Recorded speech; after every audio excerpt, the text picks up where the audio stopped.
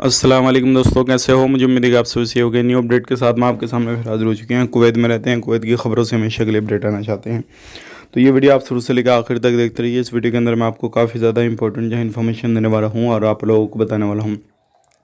चलिए बिना देरी के वीडियो शुरू करते हैं, लेकिन उससे पहले मैं आपको बताना चाहूँगा, चैनल हमारा पहली बार देख रहे हैं, चैनल को ज़रूर सब्सक्राइब करें और साथ ही साथ बेल आइकन ज़रूर प्रेस कर दें ताकि हमेशा आपको इसी तरीके से कुवैत के बारे में जानकारी टाइम टू टाइम मिलती रहे और आप हमेशा हमारे साथ में जुड़े रहें। तो सबसे पहले हम बात कर लेते हैं, यहाँ पे जो बड़ी खबर आ रही है निकल के, वो आ रही है जो लोग नया वीज़ा निकलवा चुके हैं उनके हवाले से। बहुत सारे लोग हमें कमेंट कर रहे हैं कि हमारा नया वीज़ा आ चुका है, क्या हम एंट्री कर सकते हैं या नहीं कर सकते हैं? तो बिल्कुल कर सकते हैं, कोई इशू नहीं है।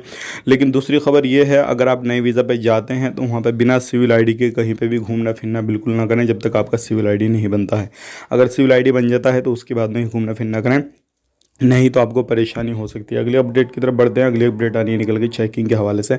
हवाले फरवनिया में काफ़ी ज़्यादा इस टाइम पे चेकिंग वगैरह चल रहा है, तो आपको इन चीज़ों का थोड़ा ध्यान रखना है और चेकिंग से बचने के लिए अपने जो भी डॉक्यूमेंट्स वगैरह, जो भी सिविल आईडी वगैरह जो है अपने साथ में रखना है। बाकी अगर आप इलीगल हैं तो ख़ुद को लीगल करने की कोशिश करें, अदरवाइज नहीं तो आपको काफ़ी बड़ी परेशानी हो सकती है और इसका सामना आपको काफ़ी बड़ी प्रॉब्लम से करना पड़ सकता है।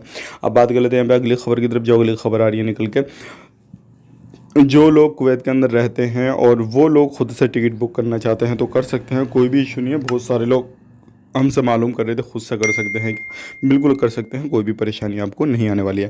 वीडियो अच्छा लगा लाइक करें, शेयर करें। आप अपना ख्याल रखें, अपनी फैमिली वालों का ख्याल रखें। Take care, bye bye.